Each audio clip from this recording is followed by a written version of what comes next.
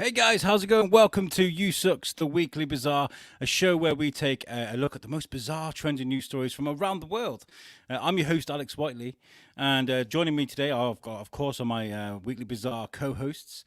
And introducing to you, we invited her on one of our early shows as a guest, and we haven't been able to get rid of her since.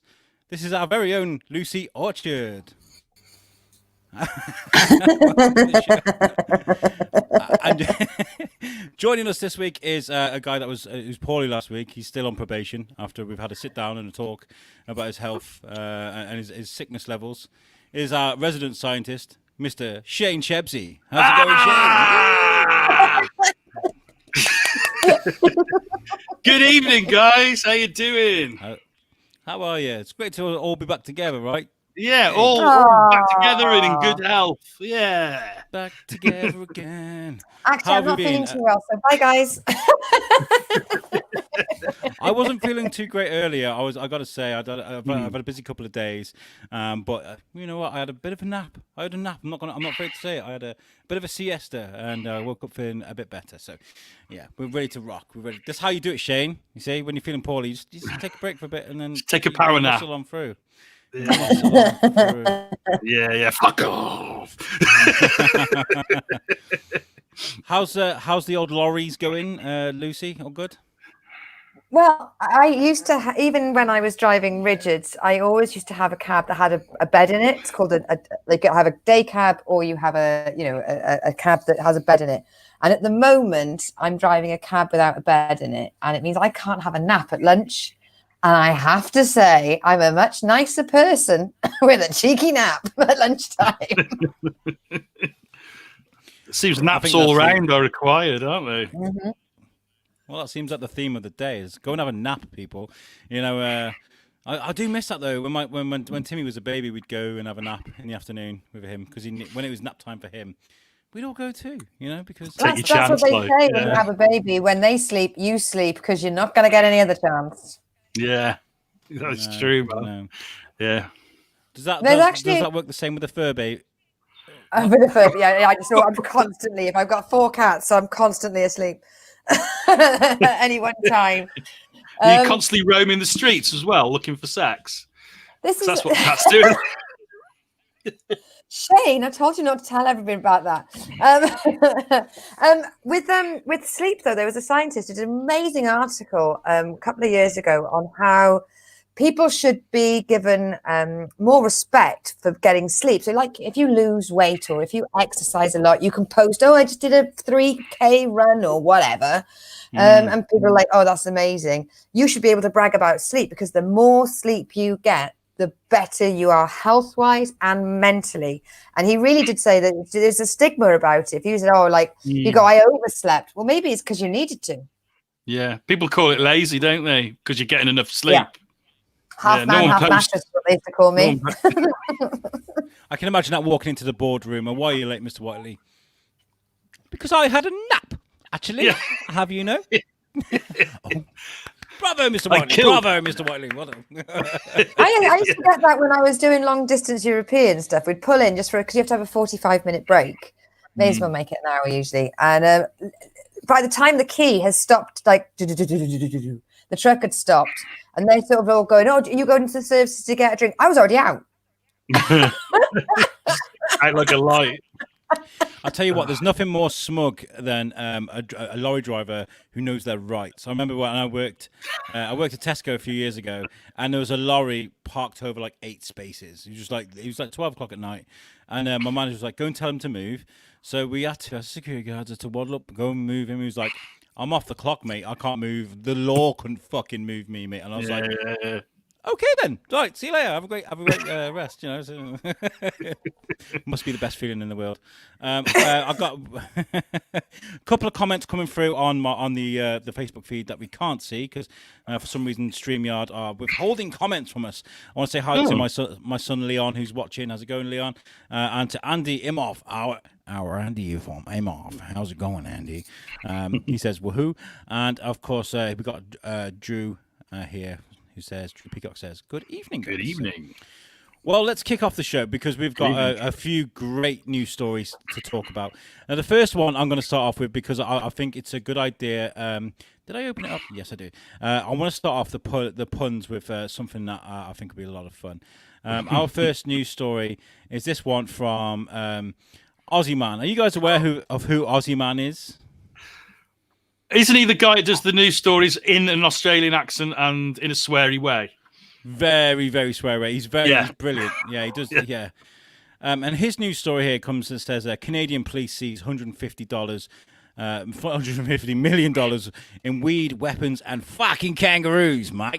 Were the kangaroos fucking? That's what I wanted to know when I read this story. Was it just him saying fucking kangaroos, or were the kangaroos actually Alex, do fucking? you think Shane is obsessed by sex tonight? So far, it's... Yeah, mate. Sorry. I've had too many cocodamols. I'm really horny. Well, this is going to take an interesting turn when Shane stands up and just starts beating off in front of the camera like, I've had cocodamol. We'll have it no other way, Shane. You be you. You be you. Right. So not only is Aussie Man great with his videos and he does cover a lot of fun stories, but he writes his blogs in his own words, which is really funny. So it's literally says here, it's Mike. Oh my God, what the fuck's going on here? They've signed me up Zoom. I take it Jamie and Tom are interviewing tonight for the USUK Chronicles, which you should definitely check out. He says, mate, some shit you just can't make up. Dead set. Have you seen this shit? Cops in Canada, he actually writes Canada, have arrested 37 people, seized a metric fuck ton of pot, nabbed a bunch of weapons, and taken 3 fucking kangaroos into custody. That went cockney. Seriously, have a bloody squiz at this shit. And then it goes on to the actual article. It says it all went down in New York. We're not too sure where that is, but considering the nature of the story, we can only believe the joint's fucking heckers. A bit of Aussie slang there. The arrest came as part of an investigation called Project Green Sweep. That a lot of thought was put into that, wasn't it, guys? Green Sweep. Okay. It says top secret mission Green Sweep. Okay. You keep your project names, which in turn was part of the York Regional Police's cannabis enforcement strategy. According to reports, they made 37 arrests, laid 67 charges. This was the result of 15 search warrants and a bunch of pot grow operations in several towns, including Stouffville and East Gwillimbury, which have been... which have to be made up names. Which got to be made up names. They've got to be made up names. I love you, Canada or Canada. The police reckon about 29,000 plants and 40,000 pounds of harvested pot was seized by police. We're not sure how much made it into the watch house, but if those fuckers are buying munchies, we know what's up. I love the way he writes. They also seized 7 guns, 2 crossbows, and a conducted energy weapon. Did he have a Tony Stark plasma? Yeah, it's got to be. It's the way they put it. It sounds very Tony Stark-esque. Yeah, it does, doesn't it? What do you think is a taser? Is that a taser? This is a taser. That's not a taser. This is a taser. This is a taser. I like to call it a plasma rifle. They also found a bunch of exotic animals, including 3 kangaroos and 2 zebras. Let's be honest here. Whoever was in charge of shipping definitely ordered the kangaroos and the zebras right after hitting the old bucket bing. Dead set, you can see the bloodshot eyes, fucker. Seeing them coming up on an offer and just going, fuck yeah, that'd be awesome.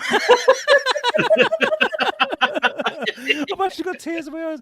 Anyway, the cops reckon the whole lot was going on the black market, where it would have resulted in criminal activity and increased in sales of Monster Munch. I love this story. Because of how it was. I love the way it's written. It's great, isn't it? It's really well written. Well, the story was sent in by a fan of me, Noel Orchard. Cheers, bro. Your number one fan, eh? It was like, it's really weird, sis. And I saw some shit. I saw shit like this, and I thought, oh, she'll want it. I've got to ask Alex. I've got to ask Alex, why are you drinking a bottle of piss? It's Corona. All right. I'm supporting a dying franchise here. I'm doing my bit to help people through COVID. Oh, brilliant. They suffered terribly with sales because of COVID because people are fucking stupid.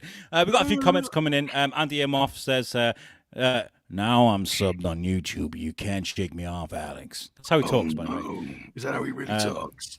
He says, Canadians are the nicest people on the planet unless they're not. And he put, Aussie Man is a national treasure. Yes, he is. I love Aussie Man. Oh, yeah. Funny. Yeah, if you've never seen him, literally search for Aussie Man as it's written on that post there, and he does have some pretty awesome videos on there that have gone viral again and again and again. But yeah, there we go. People trying to. By the way, that's a very pothead thing to do, isn't it? Oh mate, I could do with a fucking zebra. I want a zebra. I want 3 kangaroos, and a ton of weed. Do you know when you sort of see these sort of like gangster things where they're just like, oh, because I'm a criminal and I'm really rich, it means I'm cool as fuck. And they've got like panthers with diamante like chokers walking around. You never see that scene with a fucking kangaroo bouncing through the back garden. They're probably using the kangaroos as an enforcer. Have you ever seen a fighting kangaroo? Whoa, yeah. Fuck, man. Yeah, they can. I want to see them when they're angry. Oh yeah, they're like pure muscle. They're incredible. They really are. They're probably just like anyone fucks with them. Just set the kangaroos on them, man. They'll kick their ass. Absolutely. This is something my brother actually said to me when he gave me it. He said they obviously they were so stoned they ordered the wrong mule. Hey. I've got to say, actually, it does remind me of that scene from Lock, Stock. Do you remember that scene where he's like, we grow copious amounts of ganja, yeah? He's like, yeah. And he goes, and you're carrying a wasted girl and a giant bag of compost, you fucking idiot. Like, it's so good. I love that scene. It's so good. Yeah, great story. What are we going to go? What was next on the list? My list's on Messenger, which I've just put away. I want the next one looks like it's the pizza. The pizza. Who wants to take the pizza? Actually, no. I'm going to do this one. I'm sorry to just jump from story to story because I've got a beef. I've got a fucking beef. He's got a kangaroo beef. Jumping from story to story. That was a good pun. Thank you very much. I was a bit slow getting that. And I got to say, right, I went to Asda to grab something for tea for tonight, and I didn't go to Asda. I didn't go to Asda to get fucking my trousers pulled down and my bottom spanked because the prices in Asda at the moment during lockdown are fucking ridiculous. There's a lot of that. Apparently, they're removing all the offers because they're saying, they can't manage it. It's like you've just used a long sentence to say you're milking people in a pandemic. Well done. That's shit. What? Yeah. Fucking ridiculous. I paid two. Okay, this is gonna sound really funny, but I paid £2.60 for a kilo of rice. £2.60 for a kilo of fucking rice. I swear to God, I took a picture and everything. I showed it to the wife. I was like, "It's nearly £3 for a bag of rice in here, love. We're going to Aldi next time." There's some sexy chat going on, Shay Whiteley. Well, this story is about what you get for your money, okay? Because everybody loves a Domino's pizza, right? You like Domino's, Lucy? You like Domino's, Shane? I'm an ex-fatty, so I love all pizza. I gotta say, I fucking hate Domino's in a way with a passion because they're like, oh yeah, get a pizza for like £2 for £15, and you get a bottle of pop. But the pizza's always like that big, that big. And then this story is no exception. So this story reads: a nurse was left fuming after her £15 pizza. Oh, this is Pizza Hut, so fuck you, Pizza Hut too. Turned out to be the size of her hand. Claudia Sorry, Domino's. Claudia J from Bristol shared a hilarious photo showing the comparison between the snack and her small hand. Not being funny, but £15 for a pizza, the size of my hand, and I'm 5'2", and queer-sized small gloves that work as well. She means to say where, but she made a typo. No, what she means is she saw the pizza and she went a little bit queer. She came over all of a queer. Came over all A queer. little bit queer. There's I lots just of reckon stuff. she's got massive hands. That's all. I was about to say that. Her hands are actually like fucking giant. I did. I I did take a picture of screen. I didn't take a picture of her. Okay, fucking calm down, people. I did take a screenshot of her though because I thought she was quite Cute. Yeah, But she's so there got you go. massive hands. See, she's hiding her hand behind her head. Behind that head, there's a massive fuck off hand. She's got like face hugger fingers, like. A couple more comments coming in. The fucking beef. Luke Logan as well. He says, "Why can you eat an entire Domino's pizza no problem, yet no yeast in it for us or something?" And Luke is living in Canada. Oh, there you go. Well, they There you eat loads over there in Canada, don't they? They eat massive loads of food. Yeah. Andy Imhoff again messaging. He's actually a food guy. He does a food podcast. If you need to know anything about food, go to Andy. And he says, I used to work in a pizza place. That looks like leftover pizza dough they tried to shape into a fresh pie out of. Yeah, probably. And he had someone was stoned and fucked up a pizza, tried to fix it. It was a total disaster, and they sent it anyway. There. The kangaroo did it. Or a fucking zebra. Pizza Hut is definitely a what's the difference when it comes to our cultures in the US and UK, because it used to be a treat for us to go to Pizza Hut, right? When you were a kid, yeah. Apparently in America that's like rat shit. That's like you went to Pizza Hut and you were excited about it. Apparently it's not like a big thing over there. So. Yeah, I must admit though, I went to Pizza Hut years ago in London and got really bad food poisoning. Like really, really bad. Yeah, I've had a dicky tummy, but I think it was life teaching me a lesson, because I went to Pizza Hut and I had the lasagna, and I think I realised I was that person that's gone to a pizza house and has had lasagna, and therefore I should be punished. Yeah. I'll have a salad, thank you. No, you fucking won't. You won't. And this massive hand of this nurse came around and just smacked me out. Ryan Berger on the other chat, not on this one, says, is that like a quarter in real money? I think he's talking about the $150 million worth of cannabis. Apparently, Canadian weed's really, really expensive. I've spoken to a couple of Canadians on the shows before, and they said that it's really, really expensive because it's legal over there, don't forget. But, I don't understand what. My wife is watching, which I'm definitely in trouble for now because I said that girl was cute. But she said, why is that pizza square? But hey, there you go. I'm in the doghouse now. You're allowed to say other women are cute, aren't you, Alex? No. We'll find out later if I've been grounded or not. Rightly, if you can do the Shining impersonation where you just open the door behind him with just literally just a knife in your face looking through. Now, my wife has definitely got bigger hands than that girl, so I'm going to get... she's 5'2", that girl is. Just don't dig the hole any bigger, Alex. Keep digging. My wife has massive hands. And that other woman is really cute. You never know, she might slice a bit of my earlobe off. Take it away, Lucy. What a segue. What a segue. He's back. Take a look at this, guys. Okay.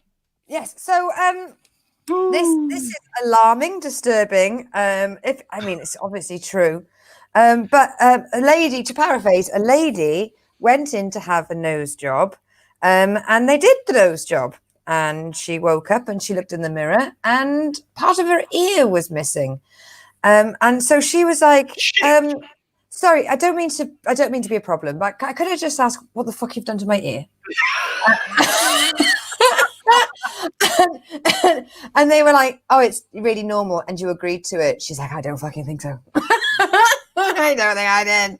I definitely think I would have remembered the bit where you went, "I'm going to massively chop off your ear."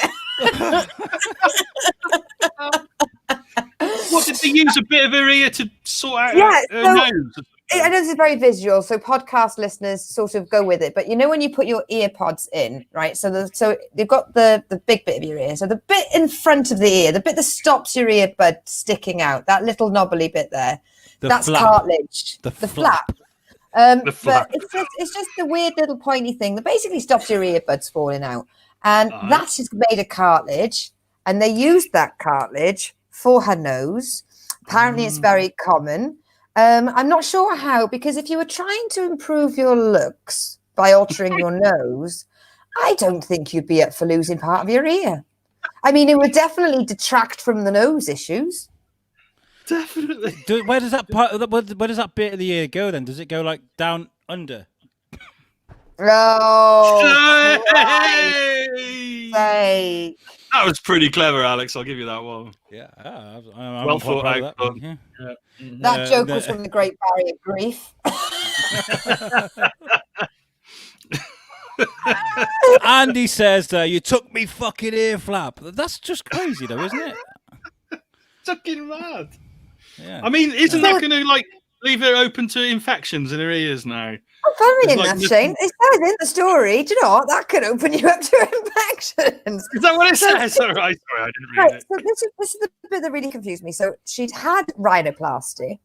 That was one of the animals not found in Canada. No rhinos. I was going to say, is that to make you look like a rhino?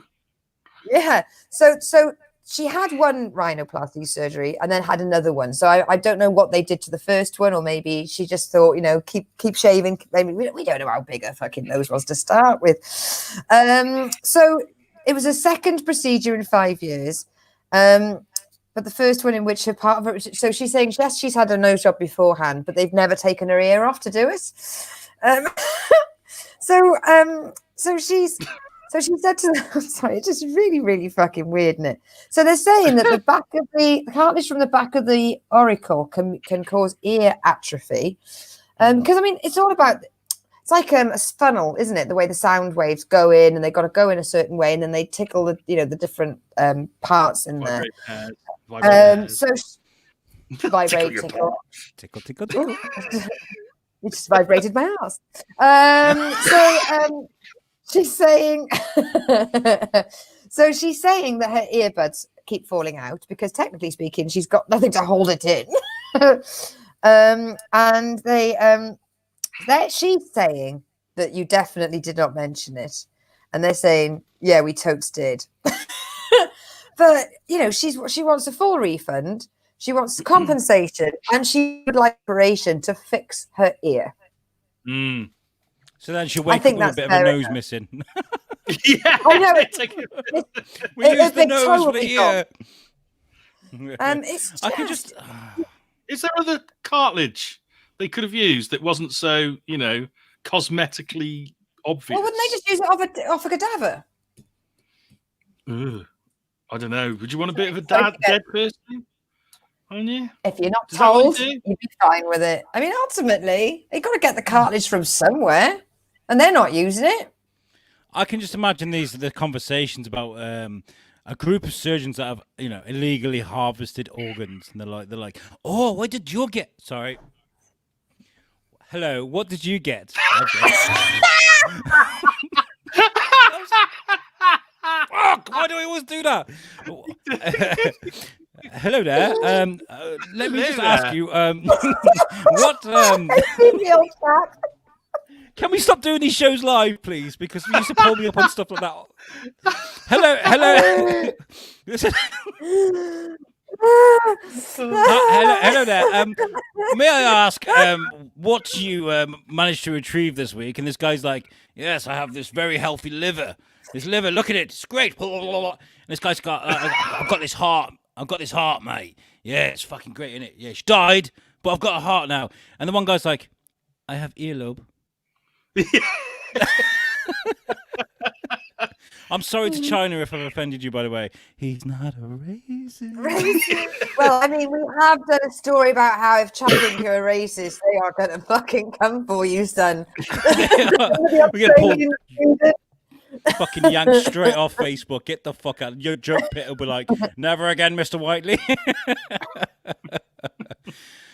Oh, God. Okay, we have a story that Shane brought in as well, which I thought was really funny. Shane, do you want to talk us through this one right here? Yes, indeed, I will. Actually, I was trying to, before when you were talking about Tesco's, I thought, oh, there's a segue there, but I knew we weren't going into this story, so we missed out on that opportunity, didn't we?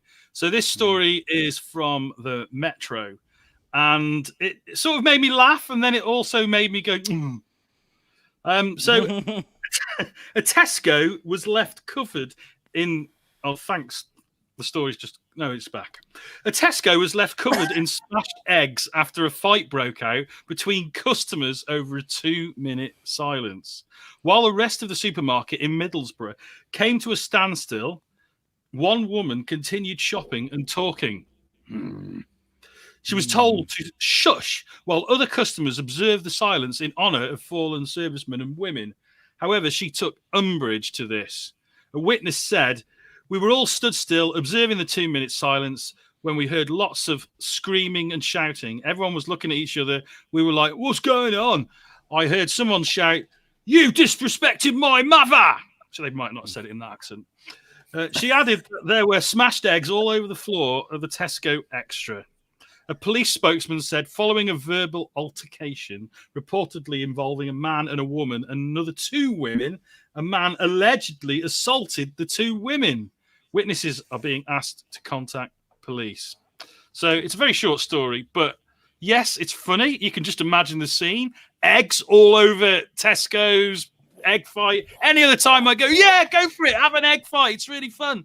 But to actually disrespect the 2-minute silence like that makes me a little bit pissed off. Yeah, and I did see this story. I thought I did what you did, Shane. I imagined the scenario and I thought this would be funny as fuck. But I then I remembered a story this week where okay, look, don't like to get political at all on the show, okay, but I have invited Extinction Rebellion on the Shrewsbury Biscuit before. I've spoken to him because I thought these guys have got an opinion. Let's give them a voice, right? And I had a great conversation with them. I respect a lot of their views, and I do think things need to change around the world. However, okay, in World War I, World War II, and world since, people were sent to war without their rights. They were like, okay, you're going to war. If you don't go, you're going to jail. Okay, people were forced to go mandatory. to war. It's conscription. Yeah, it was mandatory, right? So to desecrate a cenotaph on a Remembrance Day with political views on climate change is an abomination and should never happen. So Extinction Rebellion, I hear you. I hear what you're saying. Just use a different tactic. Please don't do that. Don't do that. It's bullshit. I think with any of those organisations, though, those actions are usually the actions of individuals, aren't they? Just basically assholes. Yeah, just because your dad's in Pink Floyd, stop being a twat.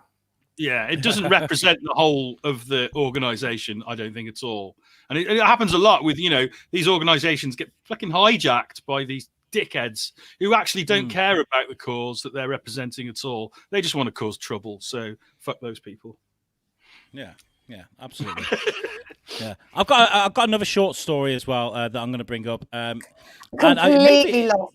I'm trying to find where they get the cartilage for nose. I'm so far down a rabbit hole. I was googling that as well. I'm sorry, Alex. I've got to interrupt. They're saying that you can get this cartilage from your elbow or your skull. I've never heard of somebody going to get a nose job and coming back out with fucking lobotomy. Like, I've never someone saying, "Oh, look at my nose." Oh, I've got a bandage over my head or my No one's ever come back out with a bloody plaster on their elbow because and they're going, it's really common to use ears and it needs to be from your own body. My mind is blown. It's just crazy. There's tiny bits of cartilage in your elbows and your knees, isn't there? And I think they can take a little bit out of your elbow and use it for your nose, maybe. So they probably only need a little tiny bit to do the surgery. Well, let's move on because this story keeps coming back. It keeps coming back like a boomerang. Oh! Boom! There you go. All right. Go on, Harangue. then, Barbie. Cue up the next story. Okay, this story. Okay, this story is for me and TS, our Tom Stevens, because this is a story about something called hat fishing. Okay, this is a new dating phenomenon called hat fishing, and Shane as well. If you wore hats, surging online with 1 in 10 victims. They say victims. Okay. So this story is, it says a survey of 1,000 adults found 21% have tried to conceal their lack of hair on dating apps or social media with hats. And 1 in 10 Brits have been victims of the phenomenon. It says phenomenon. Dating phenomenon hat fishing. When someone conceals their baldness under a hat on social media or dating apps, has seen a recent surge online. Research has revealed that of those suffer from thinning or hair or baldness, 21% have tried to conceal lack of hair on dating apps or social media, and 16 have used a hat to do so, therefore turning them into a hat fisher. It comes after a survey of 1,000 adults found that 1 in 10 Brits claim they have been hat fished. God damn you! It comes after after 40% of women feel that they could go no further with a potential love interest if they were hat fished by them. Oh my gosh! More than a quarter of adults also admitted that when scrolling through dating apps or meeting up for a first date, they make a judgment on the person's hair first. Of the women polled, 56% admitted they would prefer to date someone with a full head of hair, and 45% would completely lose interest if their date had a comb over. Comb over. I remember your comb over, Alex. I remember you had a comb over. Remember? I did. I grew my hair. Remember, for a year. Yeah, I looked stupid. I always actually remember. I went to a really important and well. The press were everywhere, all over the thing. It was for the Darwin Festival, and I was speaking to Darwin's great granddaughter, who was an amazing. Was she cute? She was, yeah, but she was an amazing person. That's the most important. She was an advocate for Colombia and peace talks in Colombia. And I remember having this picture with this woman, okay, and I had just this hair. It was just horrible. But I did it for great hair. It was great hair, mate. I loved it. It made me very happy. To this hat, this dating phenomenon, hat fishing, I say fuck you. I say fuck you indeed, because who gives a fuck if a guy's got no hair or not? What about if it's a woman? What if a woman makes out she's got loads of hair and she's bald? Does that change things? I don't want to. We've got a couple of comments here. Paul Swope says, "You guys are bloody crazy." I don't know. Paul, you drongo. Yeah. Andy Imov says, "You're 34, still live with your mom's house, no job, no car, overweight, nearly stick as fuck. But the baldness is too far. How dare you?" Yeah. What's the matter with being bald? I'm proud of my baldness, man. I don't mind showing my head. My head is fine. I'm not.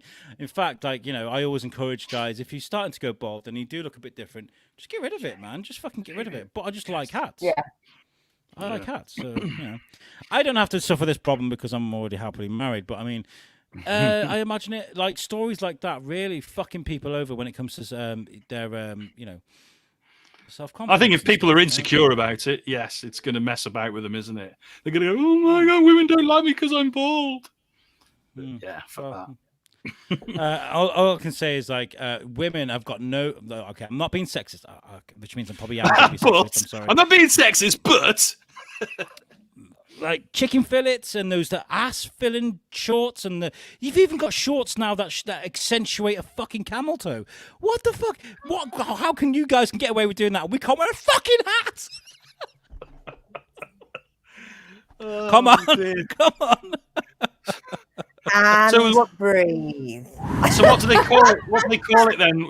Is that camel fishing then? I got camel fished. I thought she had a nice little punani, but no, it was huge, man. I think we're about five minutes away from drop trowel with Mr. Chips. What is it? Codamol he's on. I haven't got a camel toe. I haven't got a camel toe. I think with guys it's called a camel.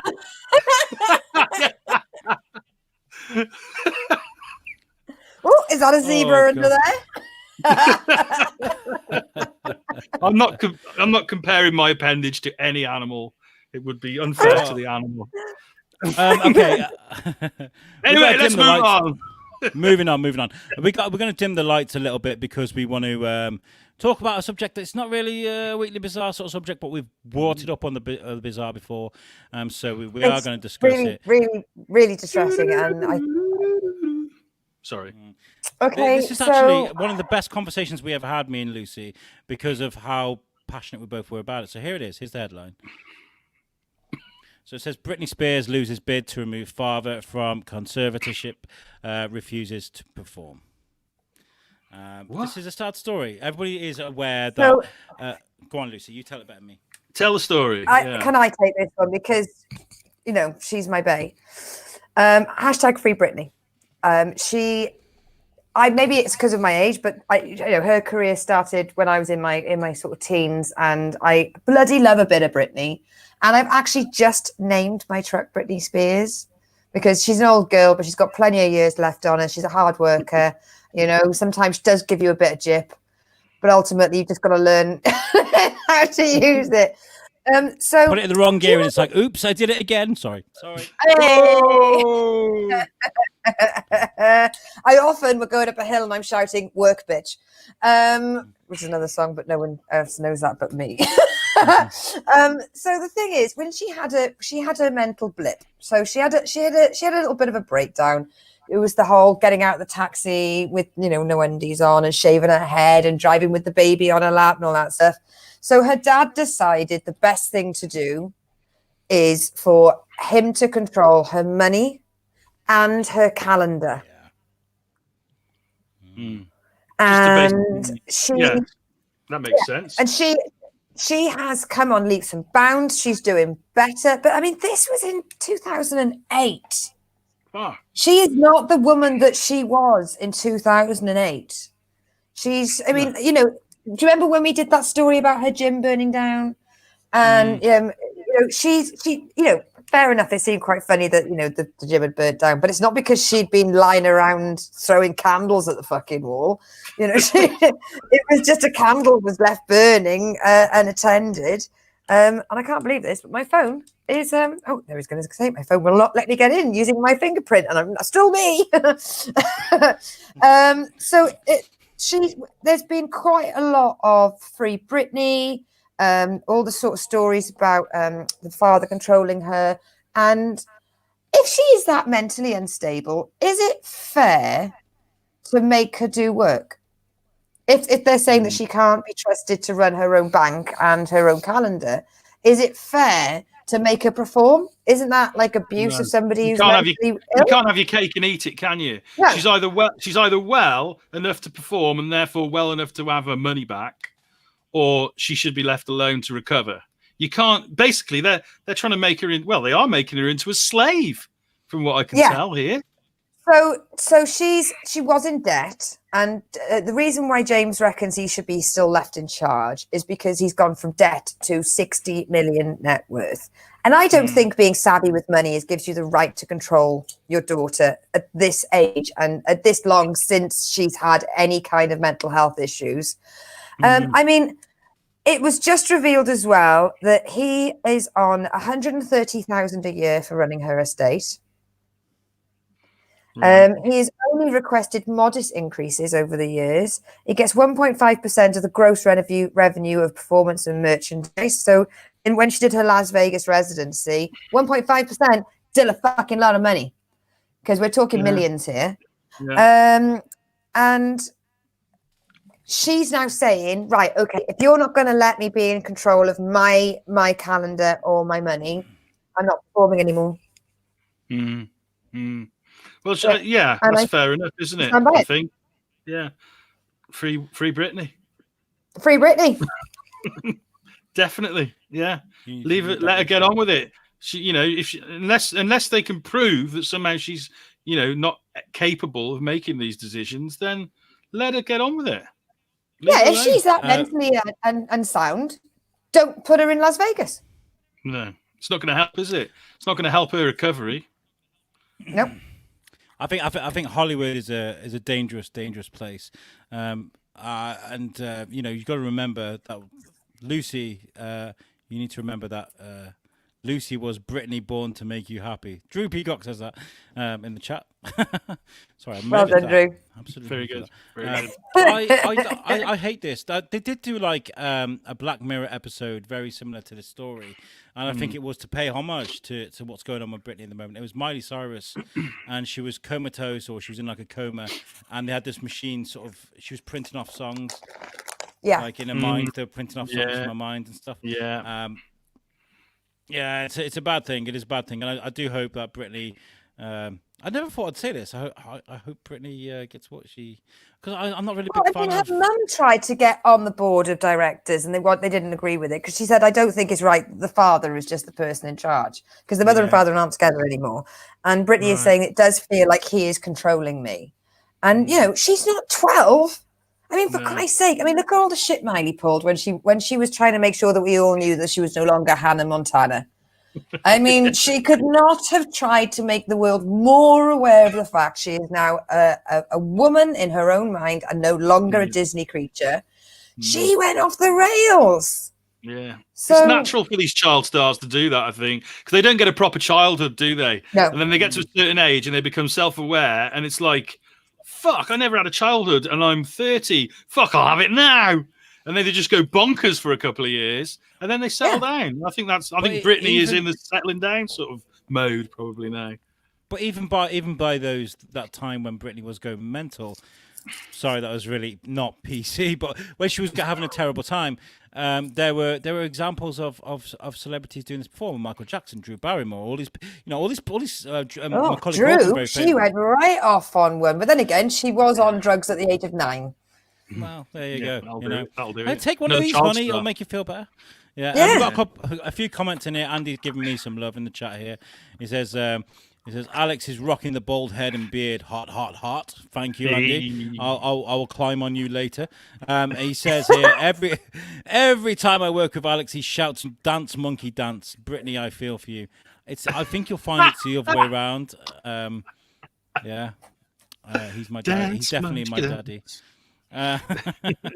Moving on from Britney, we have another story which is going to be about a giant crocodile. Alligator?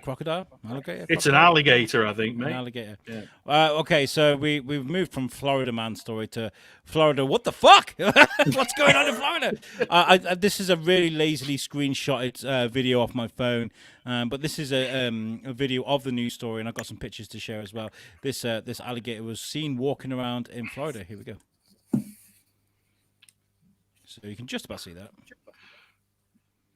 I'm so tempted to do a voiceover for this. Look at the size of the fucking thing. Hello, chaps. Which way is the beach? Do you mind not filming me, please? Where are those fucking kangaroos? I'm really hungry right now. Look at the size I'll make of do with fucker. a zebra. He's big lad, isn't he? He's a big guy. Yeah. Oh, you know what it is? We had a lot of trouble, didn't we, with people in Florida flushing their drugs in the rivers? Someone's been flushing steroids into the rivers, and now you've got Roid Gator.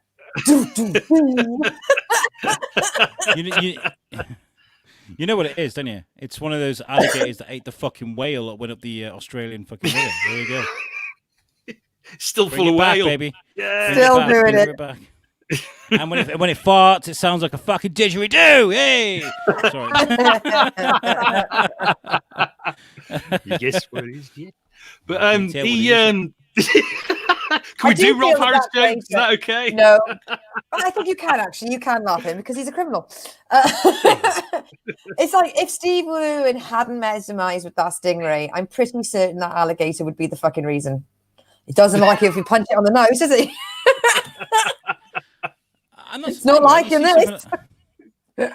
You see something like that coming up. You see something like that coming up to you, and you shit yourself, don't you? You know, I wouldn't know what to do. You know, if you're a tourist and you're not from Florida, you know, and you're used to seeing alligators, you go and see your uncle or something, and you're staying at their house or something, I don't know, and you see that fucker walking up to you, you shit your pants, don't you? What the fuck? That's crazy. Yeah. All that shit in your pants stops you running, though, mate. So it's best to keep it in if you can. And if anything, you are going to attract the scent will attract them. Yeah. You know, if they can smell fear, they can pretty much smell shit. Andy says, "Do it, Shane." I don't know what he's on about. Hopefully, not shit myself. I think he was on about the voiceover when I threatened to do a voiceover of the video. Oh, and Steve Dunn, my friend Steve Dunn's been on there. Feels sorry for the camel. He's got 4 toes. That's back down to the camel toe.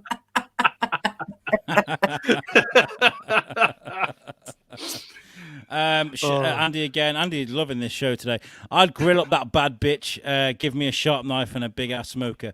And this is true, actually. Andy did actually do barbecued alligator. And he got some hot sauce, and he did like a vlog about it. It was amazing. You have to put a lot of seasoning on it, don't you? Because it's quite bland, isn't it, alligator? I've had a alligator burger once, and it was like processed chicken. Really chewy or something. Like it's really sinewy. Really bland. It was like processed chicken. You know, those processed chicken burgers you get that are really like bland and smooth. With, you know, it was like that. It was really reconstituted. So you put a lot of seasoning on it, and it's nice then because it absorbs all the flavour. You just described the whole theory behind Nando's there. It's a bit bland, so they put a lot of seasoning on it. Nando's alligator burgers. There you go. There was a story about the Undertaker, and he revealed his Nando's order, and I was like, we don't want to talk about Nando's. Fuck Nando's. I went to Nando's once, and I was like, shit. Okay. Yeah, it's shit, man. I hate Nando's. Yeah, I went once. Somebody took me, and I thought, oh God, I've never been. Everyone bloody raves about it, and I was like, do you know what? This tastes like very sad chicken that didn't have a very good life. yeah. It's just so dull. It's really dull food, I have to say, and it's really expensive. They could just be having corn with spices on it. Do you know what I mean? Yeah. So we're not going to be sponsored by Nando's. That's now been made very clear. Sorry, Nando's. Drew has got the point of the evening in my eyes. He says, Gatorade, isn't that a soft drink? Gatorade. Well done, Drew. You win. In response to me shitting myself by seeing that, Andy says, leave the children, they'll give us a chance to escape. I don't need to run out there. I need to outrun you. Okay. Are we what stories have we got left? I know we got the spider story. We do have the spider story. Or we're not. We're moving on to what the fuck? Oh, sorry, my internet's starting to go. Is that another podcast? I've lost. What the fuck with Alex and Lucy and Jay? That's what this is. I've lost my slide for it, but it's that time again. It's Science with Alex. Science with Alex. He's not racist. Although China are investigating.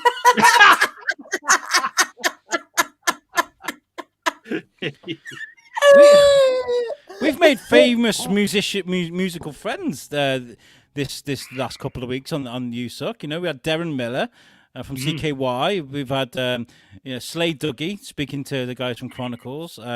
We've had Melissa Cross. Is it Melissa Cross, the lady that does the voice? We definitely need to get someone to do us a fucking jingle for that. It's got to be done. If only we knew somebody that was in a band, that'd be. I can't think of anyone. Alex, did we have someone on the show once? I can't. No, God. I think that thought is trapped by my hat. Anyway. Okay, so we've got two Science of Alex stories. And we have this one here, which I thought was really good. Now, listen. Sorry, giant spiders. Right now, I am about to start talking about kinky spiders. I'm not kink shaming anybody, because we're all into a bit of naughtiness of our own Never degree. kink shame. Oh, Never yeah. kink shame. This is a pretty badass story. Okay, I gotta say. It says here, some male spiders tie up females before mating to avoid being eaten. Ooh. Many male spiders engage in courtship rituals during mating. Some attack females instead and tie them up to avoid being eaten. How amazing is that? It's like, gonna get it, bitch. But first, let me just how do you tie up a spider? By the way, what 8 of those fucking legs. You need 4 sets of handcuffs. Yeah. Very little thin handcuffs. I love that so much. I think it's great to know that it's not just us that enjoy. You know, I don't know if it's very bondage. Maybe it's more about preservation. A bit of arachnoid bondage, isn't it? I think it perfectly outlines the male psyche. They're going to kill me after sex. I'm still going to have the sex. I'm just going to tie her up to save myself first. I mean, as opposed to just going, I think I'll go and get my rocks off somewhere else. Well, maybe there's just a lot of submissive female spiders around who get off on it. I mean, the forums are Dom looking for a sub. The spiders are all over, and they can type so quickly. Yeah, they've got 8 legs, haven't they? Dom looking for sub. Where? Dom arachnid. Dom arachnid. You call me daddy. A real vampirella. I could just imagine a spider sort of walking up to these 2 spiders. And he's like, so guys, what's going on here? While he's tying up the woman. Nothing.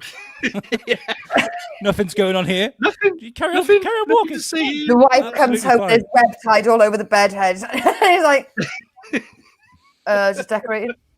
Just decorating because, just don't need something. Spider-Man style, just like web capture, like bits along the wall, 8 of them. Perfect shape of a spider. What have you been up to? I don't know. Can spiders whistle? Andy says, "Daddy Longlegs, yay!" Hey, who's the daddy long legs? I'm sorry, Drew. I'm sorry, Drew, but Andy's overtaking you now with the pun off that we got going on here. Andy's in the lead. You do have one more story to go though before we get out of here. So there is another opportunity. This next story I thought was really cool. Okay, so I've spoken about before on the Weekly Bazaar. Lucy's always whinging about Elon Musk and his fucking Starlink. She was like, "Oh, he just throws what he likes up in space, doesn't he? Just fucking Garden shed, that's what it is." The old water butt. Garden shed. What's that across the sky, Grandad? It's a broken greenhouse floating past Mars. And we've all seen like Apollo 13 and all those films and space movies where the rocket leaves the Earth's atmosphere and they let go of the jettison, the fuel pods or whatever it is. There's always that magical scene, isn't there? But apparently there's so many of them in space right now. Space is littered with dead rocket stages. What if we turned them into habitats, sir? So we've always been looking for ways to rid our atmosphere of the shit that's just flying around up there. There have been nets thought of, which would just be an absolute nightmare. They thought of shooting shit out of space, fire. They're literally trying to clear our atmosphere. It reminds me of WALL-E. Have you seen WALL-E, that Pixar movie? Yeah, WALL-E. Yeah, brilliant. Where the rocket goes out into space and literally has to burst through all the satellites that's floating around. That's pretty much what it looks like up there. Yeah. It says here, just outside the upper reaches of our atmosphere, past the line of separating Earth from space, lies an orbital junkyard of debris. And that junk just keeps piling up with the increasing commercialization of space, leaving many experts worried how the debris could impact astronauts, satellites, and future deep space missions. But where some people see trouble, others see opportunity. Nanoracks, a space company. Sorry, we're not moving on from that.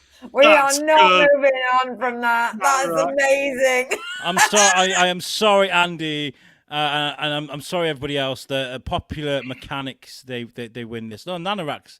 They created the company. Fuck it. Nanoracks winning the puns, slaying it. You've got to work hard to beat this one.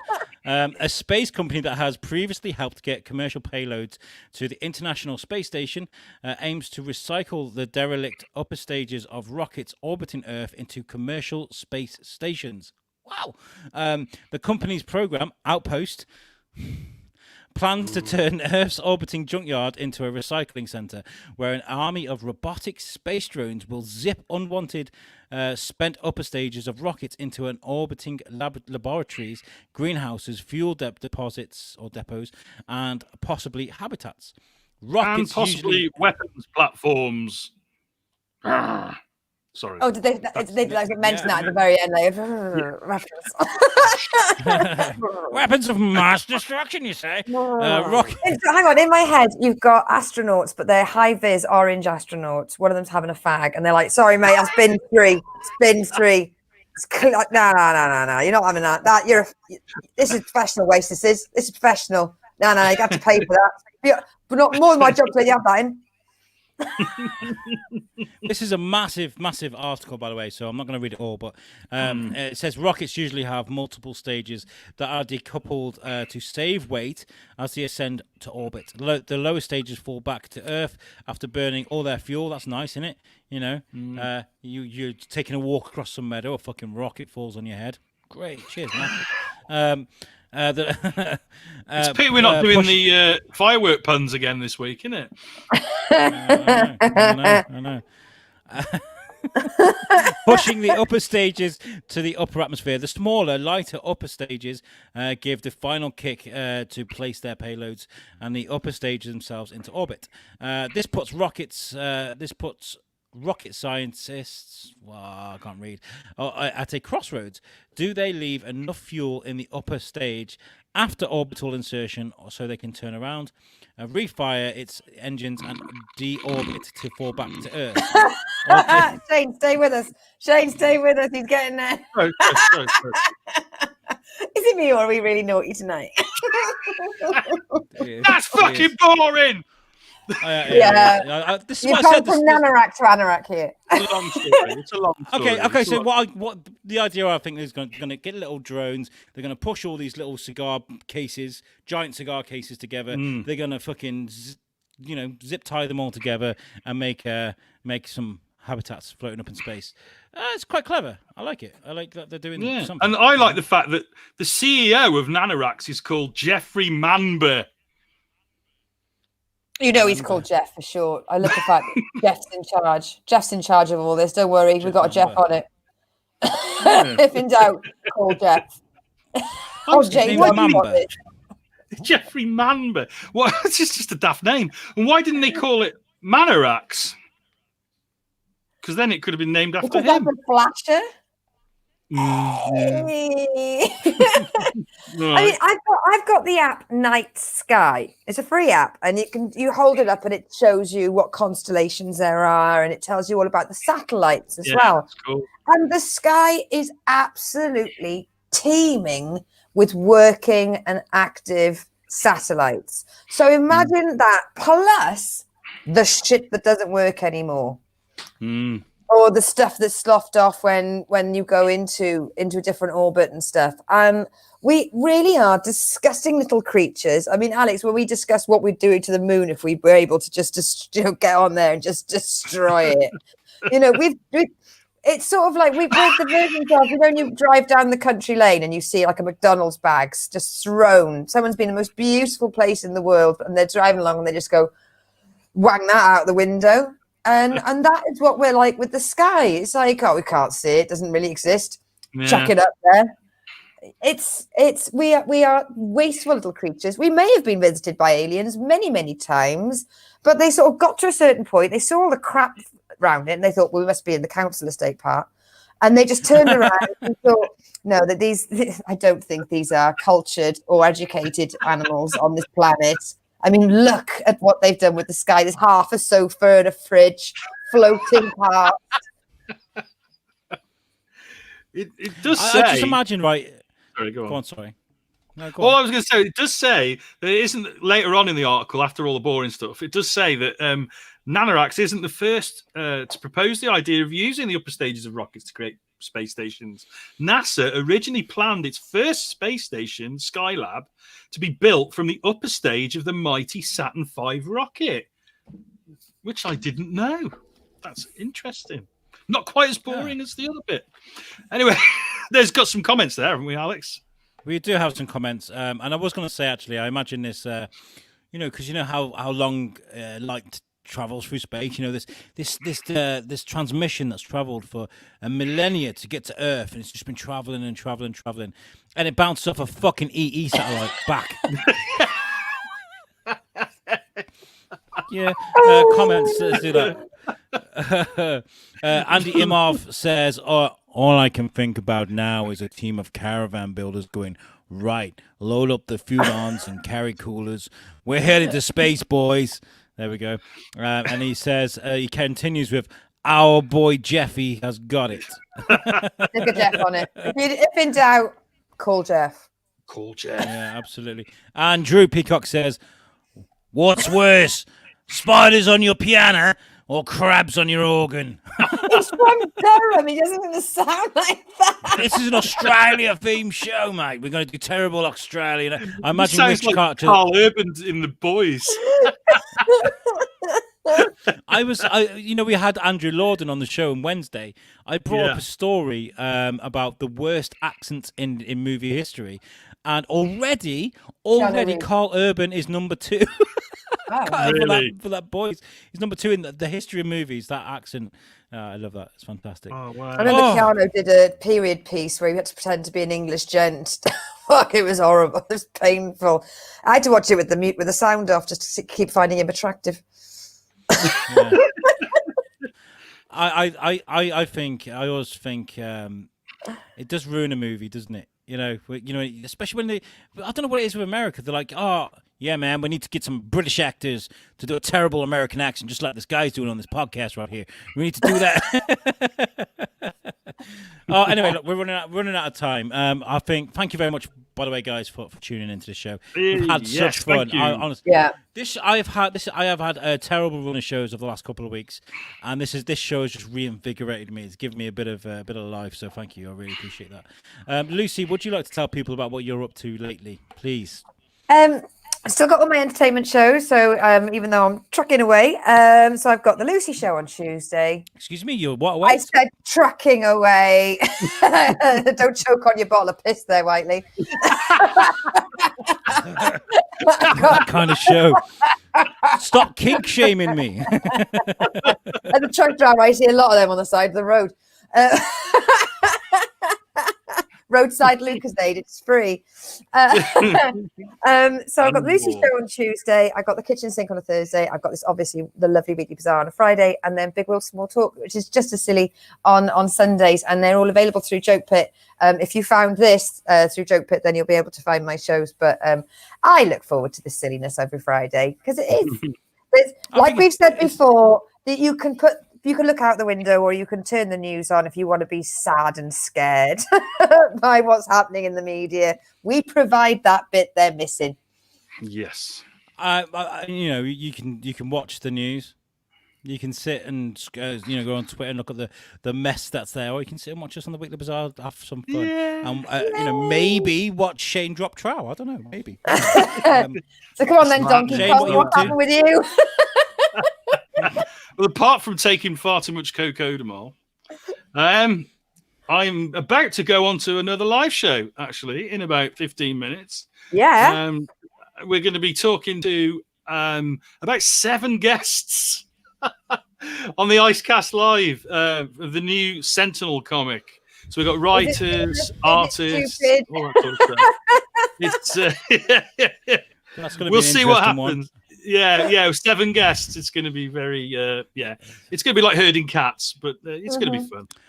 Speaking of, herding guests onto shows, I think it's about time we started having guests on this show. What do you reckon? Making a 4-piece. I think we could do that. We could could do do that, that. couldn't we?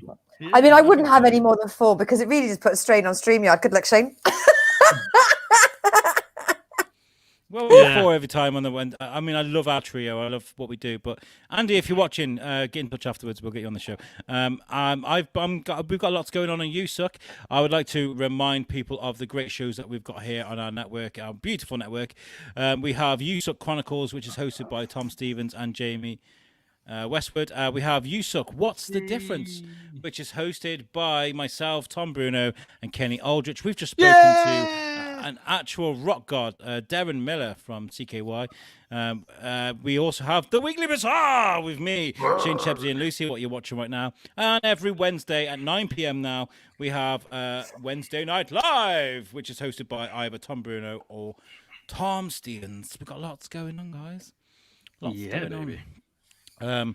And we will a couple of last comments here. Andy says it's a great episode. I love it. We love you too. Thank you, Andy. Jesus, Shane, you're an animal.